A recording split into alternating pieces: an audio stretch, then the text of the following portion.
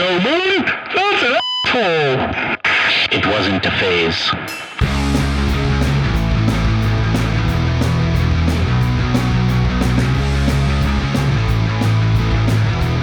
Hello everybody, welcome back to the Senior Citizen Podcast, and today we get to chat with Bruvvy before they leave the 305. Yay! The spirit will stay in 305, always. You could take the girl out of the 305, but not the 305 out of the girl. It's true, kind of like Chicago, but except Miami. Exactly. Yeah. All right. I want to hear a little bit about how the band got started. We have Liz, Paula, Nelson, and Juan will be joining us eventually. That's why we have an empty chair. So he says. So he says. For the time being, you can all speak on his behalf. Oh, we'll have to So we're look gonna that up. talk back to We're only speaking from Juan's perspective here on out, strictly before he gets here. Gotcha. How we got started. Oh, I hear him. Maybe it's just my head, dude. Okay, how we got started. Paula and I have been friends since like middle school. We started our first band ever together in middle school, and she was in high school already. And then the band broke up. Oh no. Oh no. Yeah. And then she hit me up again on my birthday like 5 years ago, and we started playing together again. Best birthday present ever. Best birthday present ever, dude. Yeah. It's one of those things too where like in the back of my head I knew I wanted to reconnect because I wanted to really get back into music again and just wanted to see how Liz was doing too. Mm-hmm. And in my head I was like, I'm gonna reach out to her during her birthday. I just don't know when that is anymore because it had been like how many years since we hadn't spoken? Like 6 or 7 years, right? A while. Yeah. Oh, it's fun. Round of applause for Juan! That's our dude Juan. I agree with that. In his smash and shirt. But and the day that I thought about reaching out was actually her birthday that very day. It was like a universe thing. It was That's a so universe that's so thing. wild. Isn't it always? I'm so bad with birthdays that I asked my friend when her birthday was, and I was like, oh, it's the day after my other friend's birthday. Yeah. So then today I was like, happy birthday. She's like, it was 2 days ago. Turns out it was the day before. But Dang, dude. I tried my best. No, we all do what we can. we do. Nelson, how did you come across? I just appeared, I guess, and practiced. Like Juan did? Well, actually, Juan was actually part of their older band for like a month. There's a whole story to that he could probably fill you in with. I knew Paula for like a couple years as friends, and we were just hanging out one day, and she was like, "Oh, you play guitar?" And I was like, I forgot you played guitar. "Yeah, I do." I've never been in a band. I was like a closet guitar player. Like I would always be playing guitar in my room, and that's it. And then she just dragged me along to like a jam session that everyone was doing, and that's it. And they hated him. They hated him? Yeah, I had my little Peavey Viper amp. No. This one right here. Like, no joke, we actually stole it from you, and that's our decoration now. We did hate him though, genuinely. We didn't hate him, but like we didn't like him either. He came in and he started like shredding blues riffs all over what we were already playing. Oh yeah. And we hell yeah! No. And it was annoying. And we were like, And then Juan and I gathered on like a little shit-talking phone call after the rehearsal, and we were like, yeah, I mean, he's pretty good, but we'll see what happens. He can stay for now. And then I now, still do the blues riffs. for now, we limit them. But he stayed, Right. It's been this long. And Juan is here because he was literally the only and best drummer that we knew. The only thing. Well, no. We had our original drummer in our previous band, and then Juan, being the most cunning man in South Florida, convinced him to leave the band and move away to Pensacola so that he can move in and This story will Why Pensacola? Because he had two choices, I guess, in school. We were in our senior in high school, Mm-hmm. and he was like, "Oh, I can do two things. I can stay here, I'll go to FIU, stay local, or I can go out of town." I was like, "Go out of town, man." I would never send anybody out of town. Broaden your horizons, like explore things, lose your virginity, and I feel like it was a win-win at the end of the day. But Or a win-lose, because now he lives in Pensacola. Well, listen, to be fair, he's been in plenty of like dwarf metal projects since then, and he loves it. Yeah. Dwarf metal? Yes, he told us about that. I didn't make that up, I swear. Is that a genre? In or Pensacola, probably. Right after, second most popular after pirate jazz. Pirate jazz. Pirate Yeah, jazz. Pirate jazz is big over there. Got you. Apparently Gainesville has yucky death metal where like, you know, you have sounds of vomiting in the beginning of the songs. These are all genres of music that are played like strictly within kava bars, 100%. Like, I'll put money on it. My brother's in one of those bands. I love that for him. Right, I love it for him too, honestly, genuinely. All right, so now we know how Bruvvy came together. What does the name mean? It's British slang for bro, like bro. Oh, okay. Oi, bro. That's what, Oi. Oi, bro. Oi, bro. Bro. and no one here is British. No. No. Most people actually think it's called Bruvvy, which is annoying because our logo has the phonetic spelling underneath, but nobody knows how to read in phonetics. I don't know why any of us trusted that would help, but it is what it is. Right, Sooner or later they'll find out. The hard way. the hard way. Mhm. Things can't be easy. No, never. All right, guys, so this move to LA, how are we feeling about it? You already live in LA, Yeah. but now you're going to have the rest of the band there with you. What's the plan? Is there a game plan Dude, or? I'm so stoked about everything. We've been writing a bunch of really cool music with a bunch of really cool people over there. That's why I moved initially, because we met our executive producer Curtis at one of our sessions in Nashville, and like we all like platonically fell in love with this man because he is such a genius. He worked on most of the Pierce the Veil records, but fucking he way. has 9 tracks off of Jaws of Life. Like he's a god, and he is the nicest man on the planet. Shout out Mazzy. Shout out Mazzy. Shout out Curtis's Mazzy. child.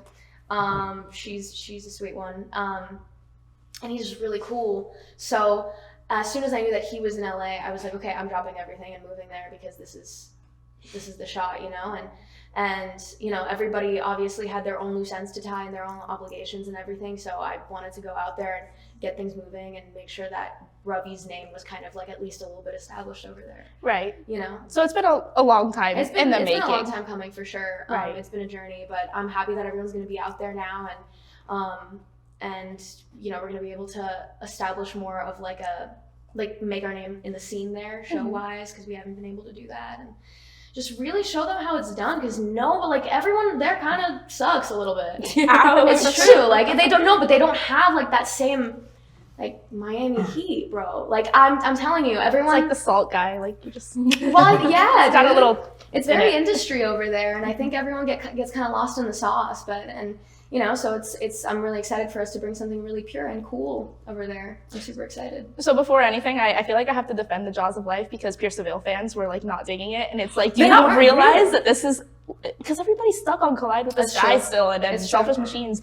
I'm a huge Pierce the Veil fan, and Yeah, when yeah. I listened to Jaws of Life from front to back, that man did wonders, okay? Truly. Oh, like, yeah. between the band and the production and Yeah. everything, it is a genius album, especially for them to come back with. I want to say After so thank much you time. as if I worked on that album, but like I totally agree with you. we all worked on that album. Yeah. Yo, that is the realest thing ever.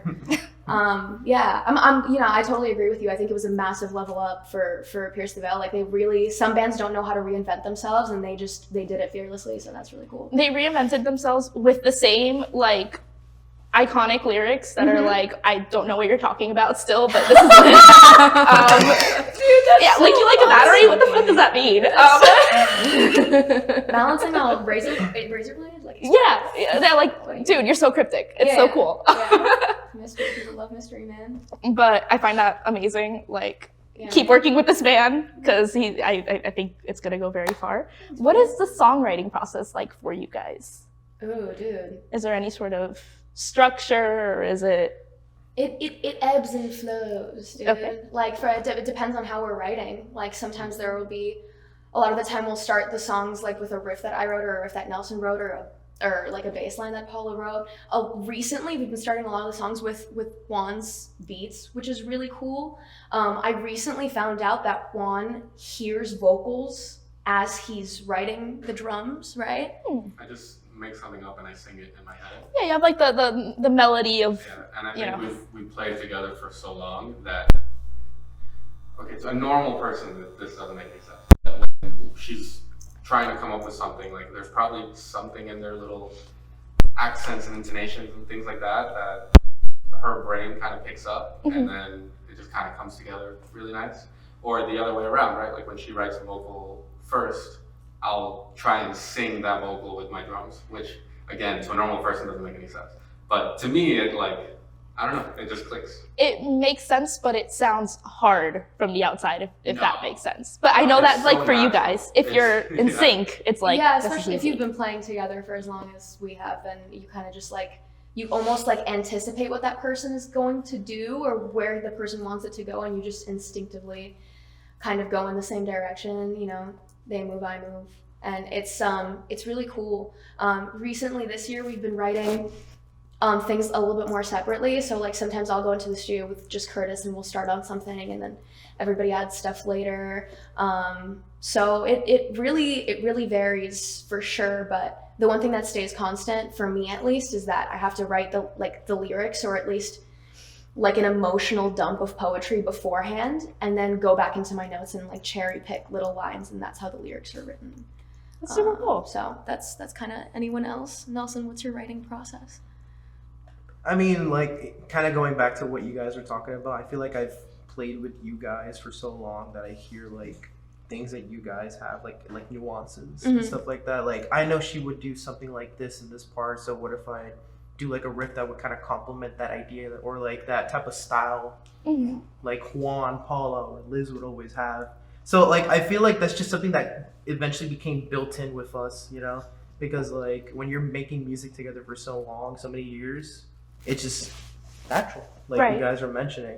So I mean that's really it for me. And then also I just love just writing like nasty riffs all the time. And I was like, and then Liz and Paula would always, and Juan, they literally try to work their way around, like Because you trying to play make that shit at the sense out speed of this. light, bro. You play it so fast. And then you're just like, no, you should slow it down a little bit. And I would slow it down. You'd be like, just more. I'm like, okay. Because you're thinking of a symphony, bro. I'm like, let's take Yeah, it this has to be part. grand. Bro. That Bro, riff's gotta be like. Let's Be Grand is actually fire. That was really cool. I like that came out of you just now. Let's Be Grand.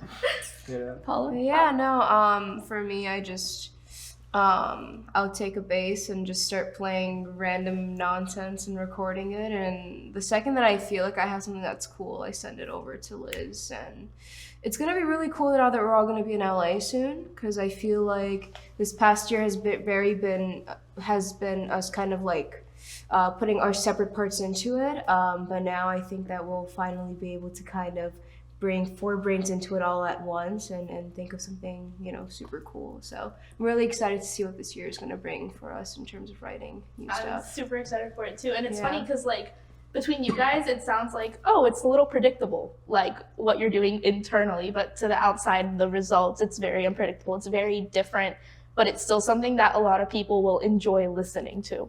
Like, I've been a fan since No Psychic Vamps. Hands down. I saw you guys at the Battle of the Bands. The stage presence is insane. Your pictures crowd surfing, it's like unreal. But you guys, honestly, you should have won. I yearn Sorry, to be fuck it. carried. It's true. I also agree. I agree with you that we should have won, but you know, we're like Princess Diana a little bit. We're the people's princess. The people's princess. Yeah. I mean, it's just the Flocka's lit too. You can't pit you guys against each other. Like it's just It's true. No, they put on a great show. We Both. should have won, but they were awesome. that Battle of the Bands was fantastic. So that was awesome. I want to go one by one too on how everybody got into music, playing their instruments. I'm gonna start with Juan. How did you start playing drums? So I started playing drums because of Rock Band. So I would play on my PlayStation, and I picked it up. I wanted to do the guitar, but my sister wanted to do the guitar, so I was like, all right, I'll do the drums, whatever. We don't have to yell at each other. And it really started there. And as far as music, I think a lot of it comes from my dad. He's always been like a big like rock guy, like super into prog, like Rush and all these bands. So I grew up with that from as long as I can remember, just always listening to something in the car. He would wake us up at like 8 in the morning on Saturdays, just like blasting from his CD player thing. He had this huge setup. That is the one way to make me hate something. Oh, Wake me up at 8 a.m. on a Saturday morning. I think I really wanted to be like cool with my dad, and I wanted him to think that I was cool, and I just kind of went with that. I had a his dad actually played the saxophone professionally, was like a composer for big bands and stuff like that. So there's always been a little bit of a musical thing in my family, strictly from that line. So I don't know, I just kept it going. That's cool. Did your sister ever get a career as a guitarist? Nope. How the cookie crumbles. She was going to be an accountant, and then now she is like getting her master's to be a curator at museums. What a 180. None of that made sense, but okay. Big words. Nelson. So I mean, we have something in common with this story here, but I'll start out with that. My family hasn't been really like, in terms of playing instruments, it's never been musical. You know, I come from a family of just repairing cars and stuff like that. But what my dad would do every single day is blast salsa music in the backyard, and I would listen to salsa music every day Which for slaps. like a big part of my life. Which So- slaps. Which slaps, by the way, but after you hear the same song like 20 times, you're On just like, repeat, ugh. max volume. So, and then my mom would listen to the complete opposite. She would be listening to Steely Dan, I forgot what his name is. Donald Fagen? Donald Fagen, yeah. No, it's just that type of style of like 70s jazz music. And I was like, I mean, I kind of like it. It's cool, but I was more into just rock music and stuff. And Guitar Hero came into my life, and I was just like obsessed with like playing Guitar Hero Rock They Band should for like. sponsor us. Yeah. I mean, it's so crazy how much of a like I'm pretty sure so many people started out playing this video game and was like, you know what? Like I'm putting so much effort trying to like learn how to play expert. Why not play the real instrument? There's You two know? tracks of life when it comes to Guitar Hero and Rock Band, which, by the way, they would have a total like war trying to sponsor you guys because one member, played different games. Oh, yeah. But there's two tracks of life. Like, you either love the game and you made it up to medium, like me, and you were like, this is amazing, and you can't play shit in real life. Or there's like so many people that are like, yeah, I got Rock Band, and I was like super excited. I had one case where somebody was like, I played the bass in Rock Band, and that's what inspired me to start the bass. No way. And I was like, you can play bass. Like, in Rock Band? I thought it was It's just because they guitar. hypnotize you with the really cool like dudes that you play as. Oh, yeah. I think that's what it is actually. Literally, But like, it could there's you the play, like, Grim God? Reaper. Yeah, you can play like God and Guitar Hero. It's like a little 3, Japanese yeah. girl Yeah, with like the purple yeah. hair. You start to associate yourself with those people, and then you become cool. It's like the cool maker, you know. It didn't work for me. Dude, you're the coolest person. I think we all collectively know. Look I at love the you fit. guys. Look at the I love shirt. you guys. Look at the Rats little World shoes Tour. that are like patent leather. Shut up. I love you guys. I want to be friends with you guys. I'm so sad you're moving now. So yeah, like after that, after playing and finally achieving expert on Guitar Hero, I was like, oh, this is so cool. I was like, I still can't play guitar, and I still really want to play guitar. So I had an uncle that actually had a spare guitar just collecting dust, and he was like, here, just take it. And then from there, I started playing guitar for like a good seven years before I found Bruvvy. But like literally just playing in my room, just like anytime I had homework and I was like pissed off, I was like, oh, let me go get my guitar. That poor guitar never saw the light of day. Like, just never saw sunlight. You know, no, literally that guitar was like just in the closet. Right. So- Until Bruvvy. It's on the But- jazz band stage at your school, dude. Oh yeah, and that was one thing. I was in jazz band for 1 year because they were like, we need a guitar player. We have no guitar player, and I was like, I can play It's my like moment. Ozzy Osbourne and like Black Sabbath, and they're like, yeah, jazz, for sure. You know? And now you write nasty riffs. It's true. Oh my god, I learned a lot from that, by the way. So shout out to Seidel. But like, that was my teacher, and he kind of helped me kind of clean up everything and kind of look at guitar a different way. So that's pretty much it. That's my journey so far. Sweet. Paula? My Chemical Romance. Oh, that was it. All I gotta say.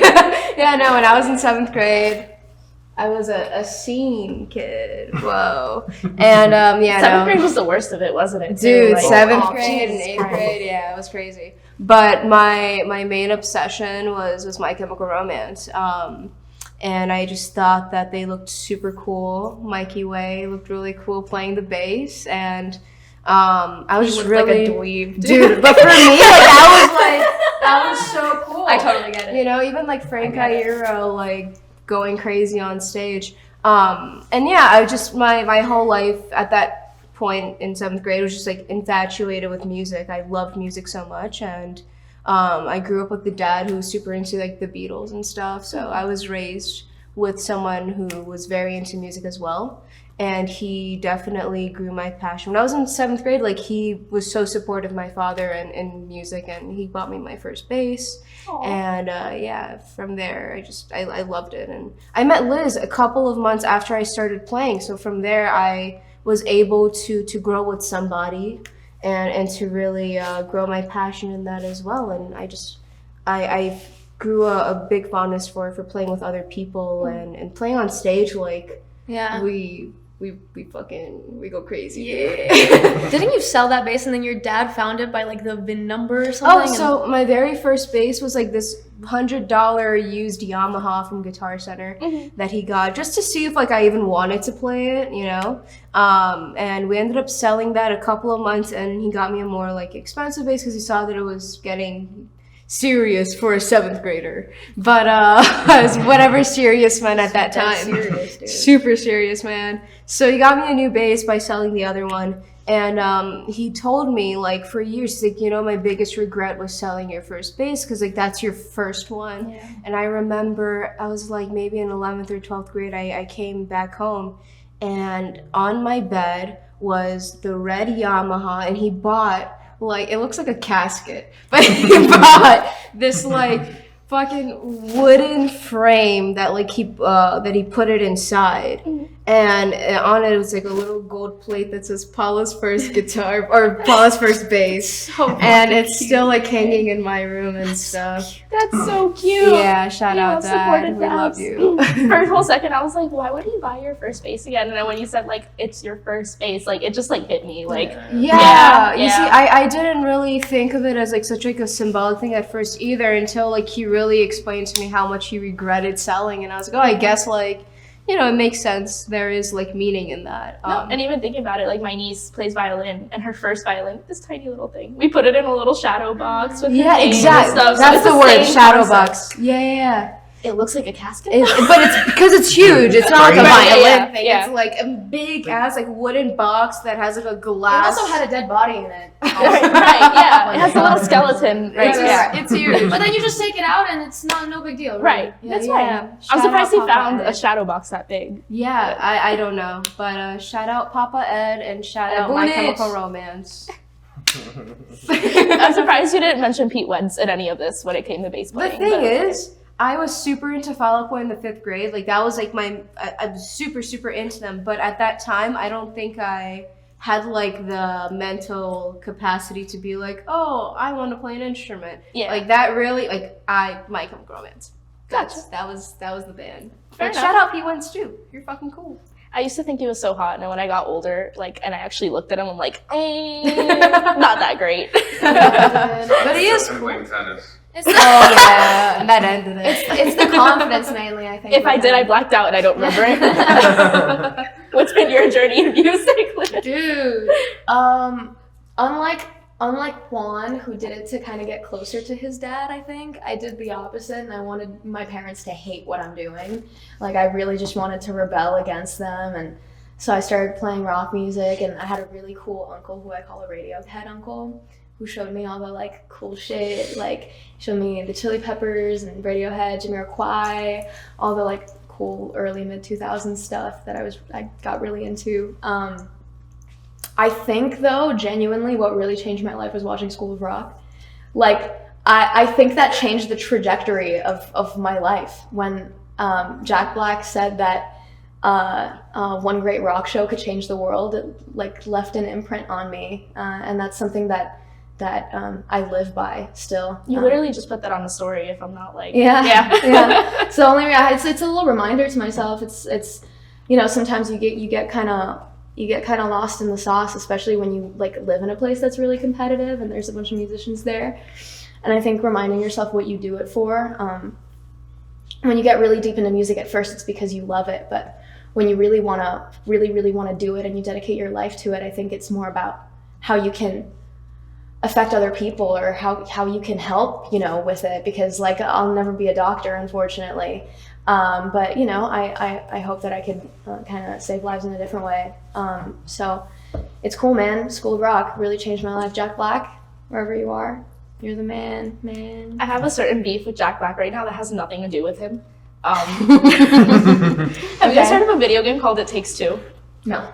Oh my gosh. Okay, so basically the premise is it's two parents and they're like in the middle of getting a divorce, and their kid has like dolls made of their parents, like little voodoo dolls, right?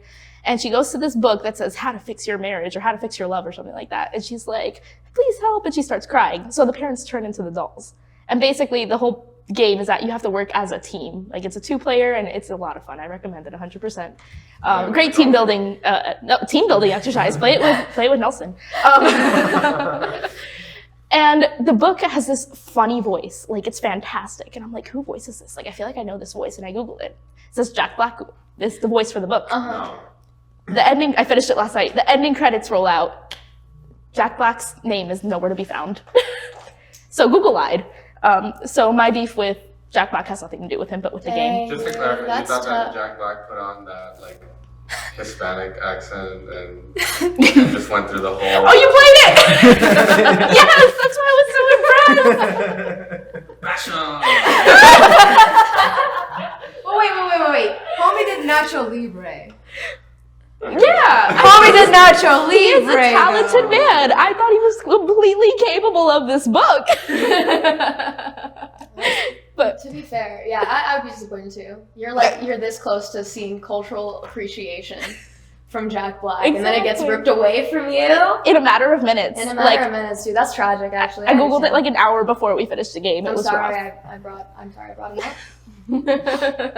But what I was going to say is, music is an extremely important career. It does save lives, and just because you're not a doctor or anything else of the sort, it doesn't mean that it's not worth something. And I feel like we like to place our worth a lot into what we go to school for, which should not be the case. Definitely. I love your lyrics. I see that little rebellion with your parents because it just makes me feel like I'm a 26-year-old teenage girl again. And I love music. That makes me feel like that. That's why I listen to Olivia Rodrigo. Cool.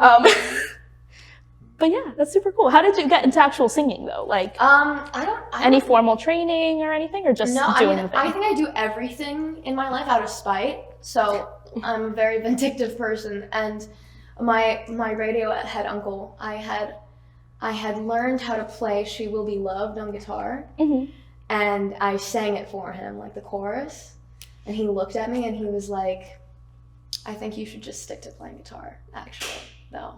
And that was so deeply traumatizing to me that I think I've spent the rest of my life proving to him and myself that I can sing. So As you should. yeah, dude, that's why I do anything. And I think it's the path of least resistance for me. I think it's my easiest form of self-expression is just shouting and being a bitch and stuff. I love doing it. So that's what happened. Yeah. Good stuff. Yeah. We heard a little bit about Paula's scene phase and love for My Chemical Romance. Did you get to see them when they came back from hiatus, by the way? Oh yeah, for sure. Danger Days tour, and then I saw them. So that was in Revolution in 2013. Wow.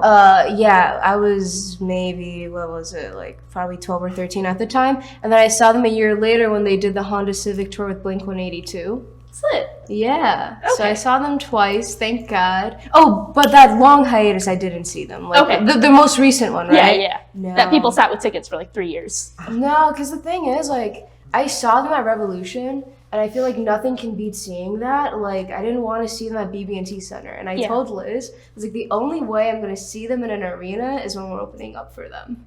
That's it. Like, I'm not going to buy tickets to see them at BB&T. I saw them at Revolution. Like, you can't get any better than that. Yeah. So. And I love that you're speaking it into existence. Oh, it's happening. And the same feeling. Like every band that I saw at Warped Tour, like you cannot top that now in a stupid arena. Like, Exactly. So we're going to open up for them. It's going to be cool. please invite me. What was your scene emo phase like? Non-existent, but I did have a metal phase. Okay. So you were Exempt, baby. Yeah, my first band, I was in like a metalcore band when I was like in 9th grade. But I did not get into emo scene vibes. I was into like Dream Theater, which is like this prog metal band when I was in 8th grade. They make like 20-minute songs. it just never happened for me. It never happened. It was too. I never had the confidence to show myself in whatever way Paula showed herself to the world.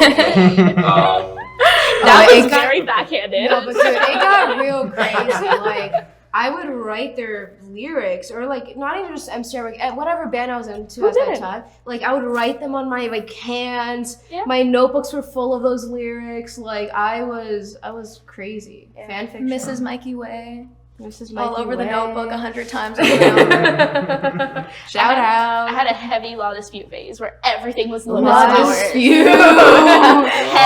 That was like my Tumblr soundtrack thingy. That was 9, I insane. think. But 9 by Law Dispute. Yeah. Yeah. They're so good. Yeah, no. They're so good. I'm still mad at them for the Rooms of the House thing. Nelson, did you have a scene or emo phase? Juan, do you want to speak on Nelson's scene or emo phase? He had like a niche Puerto Rican scene phase. Like, it was a very specific subcategory of scene. With like the bowl cut. Yeah, and the specific skinny jeans, the ones that have like the ribbed thingies. I think it's called Pierce the Veil.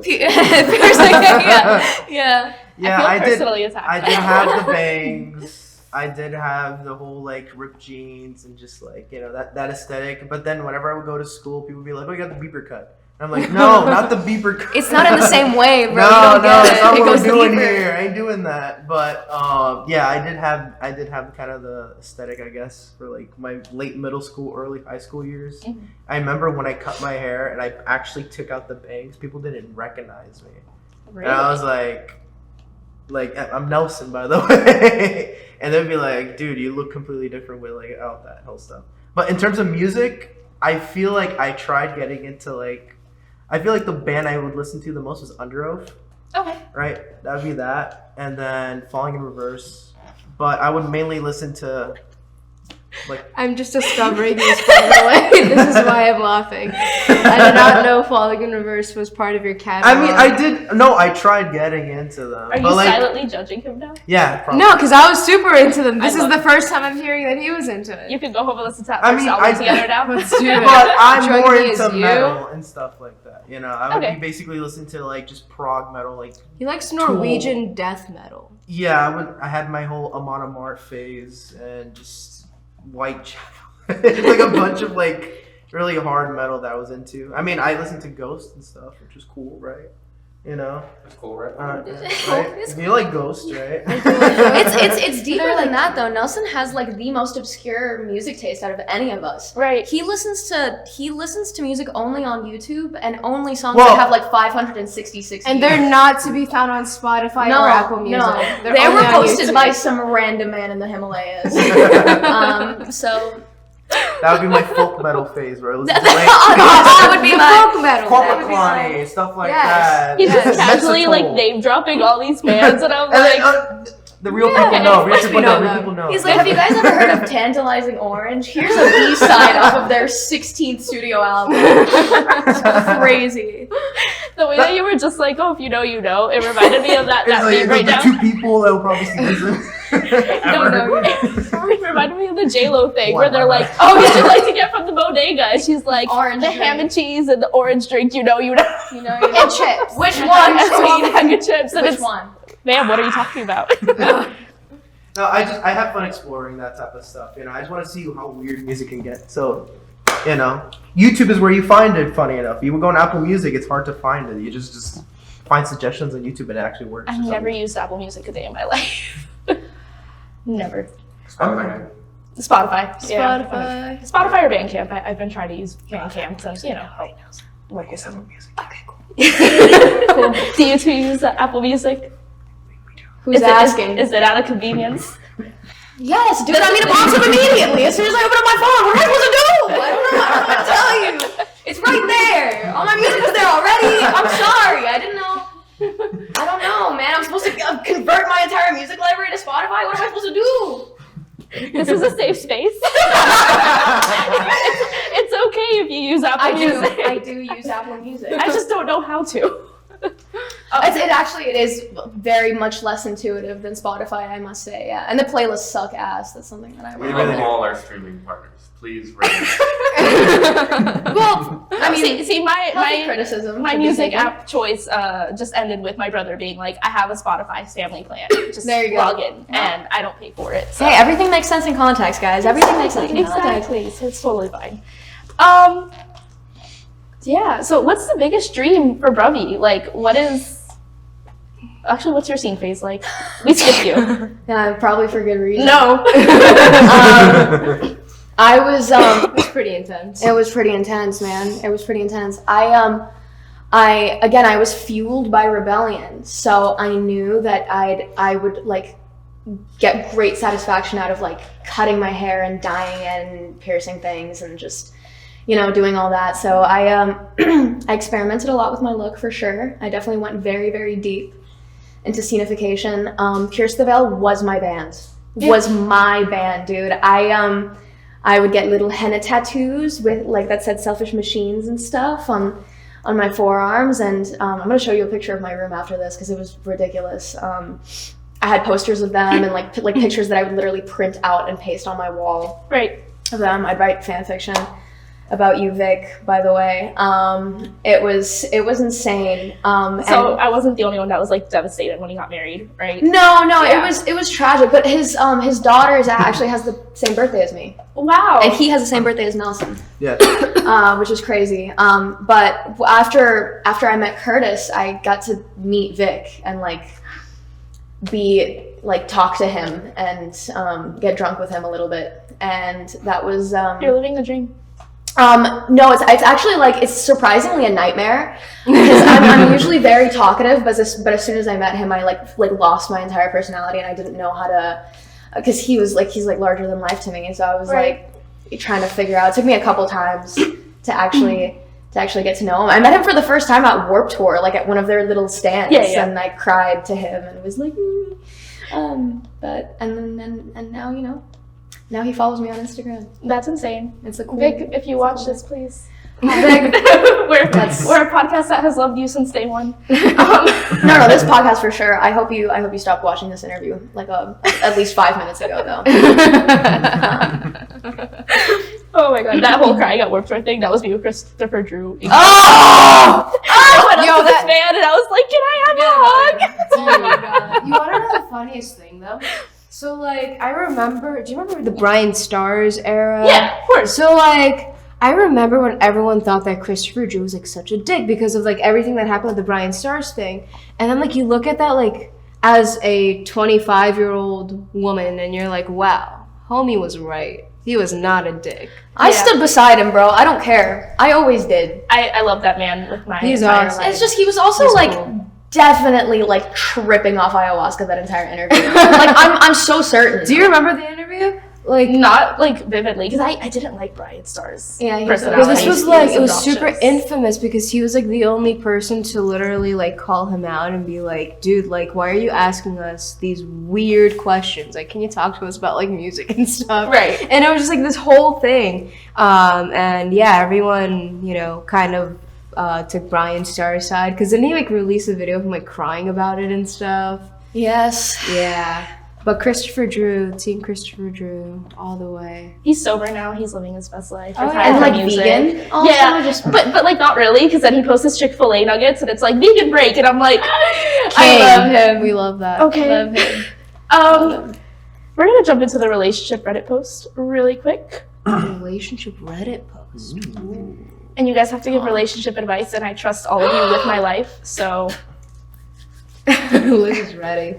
I am. I'm gonna ruin someone's life. Or say it. ironically enough, my husband, 30 male, told me, 36 female, that the thing that attracted him most about me was the idea of ruining my life.